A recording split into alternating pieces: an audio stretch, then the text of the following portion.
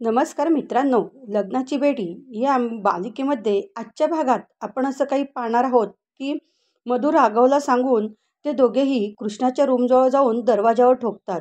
दरवाजावर थाप पडल्याबरोबर गोदामावशी आणि पिंकी हे दोघेही घाबरतात. गोदामावशी म्हणते की आता यावेळी कोण आलं असावं बरं. त्यानंतर गोदामावशी ही दरवाजाजवळ जाते. राघव मधू हे दोघेही दरवाजा ठोकतच असतात. त्यानंतर गोदामावशी ही दरवाजा उघडते आणि बघते तर बाहेर राघव आणि मधू हे दोघे उभे असतात. त्यावेळेस गोदामावशी म्हणते काय झालं आहे. तेव्हा राघव म्हणतो की मला कृष्णाला भेटायचं आहे, तिला बघायचं आहे, तिला काय झालंय ते विचारायचं आहे. त्यावेळेस गोदामावशी म्हणते की ती आत्ता झोपली आहे. त्यावेळेस राघव म्हणतो की हो मला माहिती आहे तिची तब्येत बरोबर नाही, तरी मला तिला बघायचं आहे. त्यावेळेस मात्र गोदामावशी ही मधूकडे बघते आणि मनातल्या मनात मधूबद्दल बोलू लागते. ती म्हणते की हा सगळा खेळ या माजुरडीने केला असावा. हिनेच पोलीसवाल्याच्या मनात काय बाय भरलेलं असावं, म्हणूनच पोलीसवाला या ठिकाणी आलेला आहे.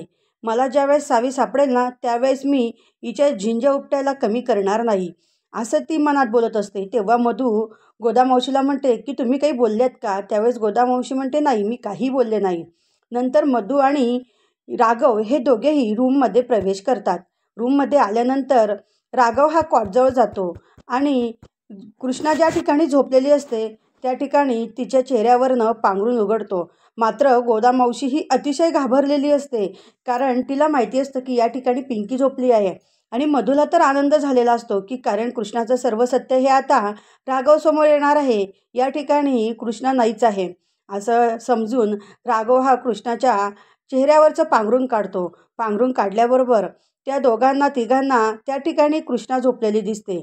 कृष्णाला बघून गोदामावशी हा सुटकेचा निश्वास सोडते आणि तिच्या जीवात जीव येतो. मात्र मधू ही कृष्णाला बघून आश्चर्यचकित होते आणि विचार करू लागते की ही या ठिकाणी आली कुठून. राघव हा कृष्णाकडे बघू लागतो. त्यानंतर राघव कृष्णाला म्हणतो की तू आता बरी आहेस ना. तेव्हा ती म्हणते हो आता मी बरी आहे. आणि तुला चक्कर कशामुळे आली. तेव्हा गोदामावशी म्हणते की राघव आता लग्नाची वेळ आहे आणि तिला हा त्रास होणारच आहे. त्यानंतर गोदामावशीला आठवतं की तिने कृष्णाला फोन केलेला असतो आणि सांगते की कृष्णा तू लवकरात लवकर घरी ये. या ठिकाणी जी सिच्युएशन आहे ती मी हँडल करू शकत नाही, त्यामुळे तू लवकरात लवकर घरी यावं. त्यानंतर कृष्णा ही त्या ठिकाणून निघते आणि आयुष म्हणतो की आता यांना मी बघून घेतो. आणि त्यानंतर कृष्णा त्या ठिकाणून निघाल्यावरती आयुष हा शकुंतलेला म्हणतो की आईसाहेब तुमच्याकडनं मला ही इच्छा नव्हती की तुम्ही असं वागाल असं म्हणून आयुष तिच्या आईला बोलू लागतो. आणि शकुंतला मात्र आयुषकडे अतिशय भावनाक या स्वरूपाने बघू लागते. आता आपण बघूयात की आयुष हा शकुंतलेसोबत कसा व्यवहार करणार आहे. त्यानंतर इकडे राघव कृष्णाला म्हणतो की थोड्याच वेळेस डॉक्टर येणार आहे, त्यावेळेस तू डॉक्टरला भेटून घे. आणि इकडे पिंकी हे सर्व कॉटच्या बाहेरून ऐकत असते. त्यानंतर राघव हा कृष्णाला प्रश्न विचारू लागतो की तुला काय झालं होतं, तू अशी चक्कर काय येऊन पडली आणि आता तू बरी आहेस ना. तेव्हा सगळं काही राघवने विचारल्यानंतर कृष्णाही आणि गोदामावशी हे उत्तर देऊ लागतात. तेव्हा गोदामावशी बोलत असताना मधू गोदामावशीला बोलू लागते. तेव्हा राघव म्हणतो की तुम्ही दोघेही आता भांडू नका, आधी कृष्णाची तब्येत महत्त्वाची आहे. त्यानंतर राघव पुन्हा कृष्णाकडे बघू लागतो आणि मधूला मात्र या गोष्टीचा खूप मोठा जळफळाट होऊ लागतो, कारण तिला माहिती असतं की पूजेच्या वेळेस त्या ठिकाणी कृष्णा नसते असं. त्यानंतर राघव हा कृष्णाच्या हातात हात घेणार तेवढ्यात कृष्णा तिचा हात बाजूला करते आणि राघव मात्र म्हणतो ठीक आहे, डॉक्टर आले का तुझी तब्येत दाखव आणि त्यानंतर तू कशी आहेस हे मला डॉक्टर सांगतील. तेव्हा कृष्णा म्हणते हो ठीक आहे. त्यानंतर राघवला जाधवचा फोन येतो. तेव्हा राघव त्या ठिकाणी जाधवांशी बोलत बोलत निघून जातो. तो त्या ठिकाणून निघून गेल्यानंतर मधू ही कृष्णाजवळ येते आणि कृष्णाला म्हणते की कृष्णा तू कुठं गेली होतीस. तेव्हा कृष्णा म्हणते की ते सुंदरी तुझे डोळे काय मिटले आहेत का, मी पूजेमध्ये होते तुला कळत नाही का, एवढंसुद्धा तुला सांगावं लागेल का. त्यानंतर कृष्णा ही असं बोलल्यानंतर मधू ही कृष्णाच्या कपाळाचं कुंकू म्हणते आणि हे कुंकू कुठून लावलंस. तेव्हा गोदामावशी म्हणते की तिने डोक्यावर पदर घेतला होता आणि त्या पदरामुळे तिच्या कपाळाला कुंकू कुठे लावावं मला हे कळलंच नाही, म्हणून माझ्याच हाताने तिच्या कपाळावरती कुंकू इकडे तिकडे लागलेलं आहे, असं तिने उत्तर दिल्यानंतर पिंकीला मात्र हसायला येतं आणि गोदामावशी मात्र मधूला बोलू लागते. मधू म्हणते की कृष्णा, तू हे काय चालवलेलं आहे आणि तू हे काय करत आहेस. त्यानंतर मग पिंकी हे पलंगाच्या आडमळून मधूचं बोलणं हे सर्व ऐकत असते आणि कृष्णा ही मधूला चांगलीच उत्तर देते. त्यानंतर कृष्णा मधूला म्हणते की त्या मुलीचं काय झालं, तू गोदामावशीला देणार होती तेच, ती मुलगी सापडलीच का. तेव्हा कृष्णाला मधू म्हणते की ती माझ्या पार्टनरकडे आहे. तेव्हा कृष्णा म्हणते की हे बघ गोदामावशी, कसं आहे, या कृष्णाचा कारभार नाही ढिल्ला आणि कृष्णा ज्याच्यावर करेल त्याच्यावर करते ती हल्ला. असं म्हटल्यानंतर मधू मात्र अतिशय टेन्शनमध्ये येते, कारण शकुंतलाबाई तिचा फोन उचलत नसते, त्यामुळे ती खूप मोठ्या टेन्शनमध्ये असते. आणि कृष्णा तिला विचारते की ती मुलगी नक्की सुखरूप आहे ना, की त्या मुलीचं तू काही केलेलं आहे.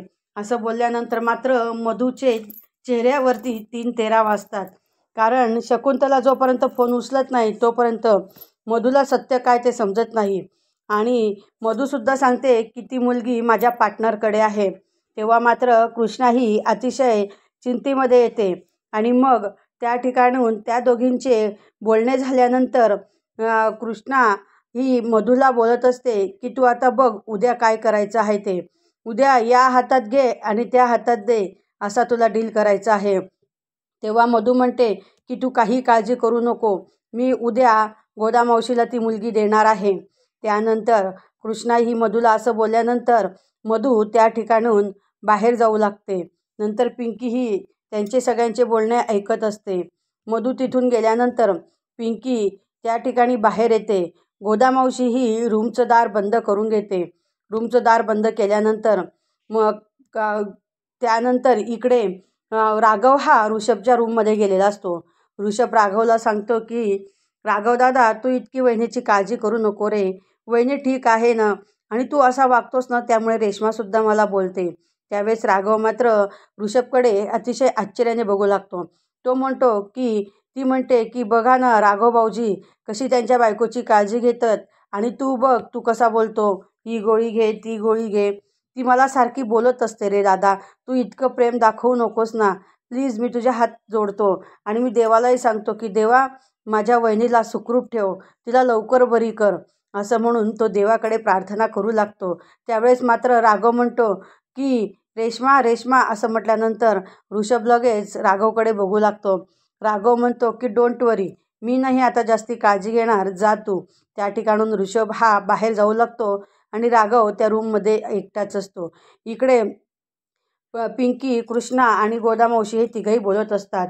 त्यावेळेस कृष्णा ही पिंकीला म्हणते की शकुंतला सांगते की मी सावीला मधूकडे दिलं आहे आणि मधू सांगते की मी सावीला माझ्या पार्टनरकडे ठेवलं आहे.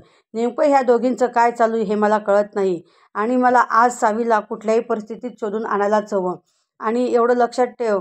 तेव्हा पिंकी म्हणते की तू नाही आपण. तेव्हा पिंकी कृष्णाला समजावत असते. कृष्णा म्हणते की नको, मला माझं सत्य तर आता हे शकुंतलेला कळलं आहे की मी कोण आहे ते, त्यामुळे मी आता तिथंच जाणार. तेव्हा पिंकी म्हणते की तू जायचं नाही, तू इथं थांबायचं आणि सावीला शोधायला आता मी बाहेर जाणार, मी आणि गोदामावशी.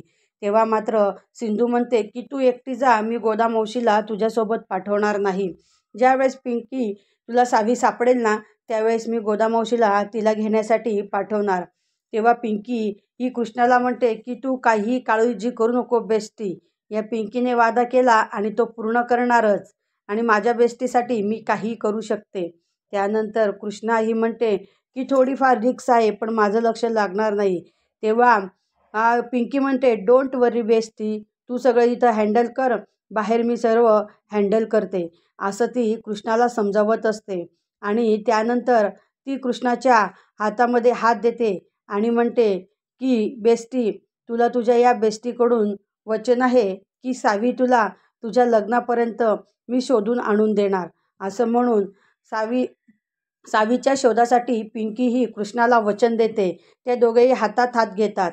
त्यावेळेस मात्र कृष्णाला खूप हसायला येतं आणि नंतर त्या दोघेही गळाभेट घेतात. त्या दोघी गळाभेट घेत असताना गोदामावशीला या गोष्टीचा खूप आनंद होतो आणि कृष्णाला सुद्धा थोडीशी टेन्शन फ्री होते. त्यानंतर इकडे मधूही शकुंतलेला सारखा वारंवार फोन करत असते. ती फोन करत असताना तिचा फोन शकुंतला ही उचलत नाही. त्यावेळेस मात्र मधू ही मोठ्या टेन्शनमध्ये येते आणि म्हणते की ही बाई आत्ता का फोन उचलत नाही आहे. मला माझं डील पूर्ण करायचं आहे. ही जर सावी ह्या कृष्णाला मिळाली नाही तर कृष्णा ही राघवशी लग्न करान आणि मी ते होऊ देणार नाही. इकडे आयुषने शकुंतलेला दोरीला बांधून खुर्चीवर बसवलेलं असतं. तोंडामध्ये एक बोळा भरलेला असतो आणि शकुंतला ही बोलण्याचा प्रयत्न करू लागते. त्यावेळेस मात्र म्हणतो की आईसाहेब, आज फक्त तुम्ही नाही, मी बोलायचं आहे आणि तुम्ही ऐकायचं आहे. आजपर्यंत मी खूप तुमचं ऐकलं आहे, पण आता नाही. त्यानंतर आयुष शकुंतलेला म्हणतो की आईसाहेब, मला आणि माझं आणि अन्वीच्या लग्नाच्या वेळेस तुम्ही आम्हा दोघांना किडनॅप केलं होतं, ते मी समजू शकतो. तेही तुम्हाला माहिती होतं की अन्वी ही आई होणार आहे, तरी तुम्ही मला किडनॅप केलं. आईसाहेब, मला तुम्हाला तुमचा मुलगा म्हणून घेण्याची लाज वाटत आहे. का तुम्ही त्या एवढ्याशा मुलीला किडनॅप केलं आणि त्या मधुमामीला साथ दिली? तर का आता सिंधू मामीने आमचं दोघांचं लग्न लावून दिलं म्हणून? आणि अन्वीमध्ये काय कमी आहे? ती माझ्या बाळाची आई होणार आहे, तरीसुद्धा तुम्ही असे म्हटलात. आणि तुम्ही तर एक स्त्री आहात ना, परंतु तुम्ही स्त्री नावाला कलंक आहात. त्यामुळे मला आता तुम्हाला माझी आई म्हणून घेण्याची सुद्धा लाज वाटत आहे. त्यावेळेस मात्र शकुंतला ही रडू लागते. तेव्हा आयुष खूप काही बोलू लागतो. एवढ्याशा सावीला तुम्ही तिच्या आईपासून किडनॅप केलं आणि त्या मधुमामीला साथ दिली. मला तर या गोष्टीचा त्रास होत आहे. मी हे सहनसुद्धा करू शकत नाही. ज्यावेळेस तुम्ही मला आणि अन्वीला किडनॅप केलं त्यावेळेसच तुमचा चेहरा माझ्यासमोर आलेला होता आणि सिंधू मामीने आम्हा दोघांना सोडवलं, आम्हा दोघांना साथ दिली, म्हणून याचा बदला तुम्ही त्या छोट्याशा सावीला त्रास देऊन दिलेला आहे. हे काय तुमचं खरी मर्दांगी आहे का, एवढ्याशा पोरीला त्रास दिला तर? त्यानंतर इकडे कृष्णा ही छानपैकी लग्नासाठी तयार झालेली असते. राजश्रीने कृष्णाला छान तयार केलेलं असतं आणि राजश्री म्हणते की कृष्णा, तू किती छान दिसत आहेस. आता तुझं आणि राघवचं स्वप्न पूर्ण होणार आहे. मात्र सिंधूच्या चेहऱ्यावरती मोठं टेन्शन असतं. त्यावेळेस राजश्री ही सिंधूला म्हणते की तू कुठल्या टेन्शनमध्ये आहे? तेव्हा कृष्णा म्हणते की काही नाही, छोटंसं टेन्शन आहे. तेव्हा राजश्री म्हणते की सिंधू, तू आपल्या घरातल्या सगळ्या परिवारांना ओळखतेस. तुझी सासू काही खासटे नाही आणि तुझ्यावर तर चांगला प्रेम करणारा नवरा आहेस, तरी तू या टेन्शनमध्ये का आहेस? तेव्हा मात्र सिंधू ही हसू लागते. असेच भाग पाहण्यासाठी आमच्या चॅनलला लाईक करा, शेअर करा आणि सबस्क्राईब करा.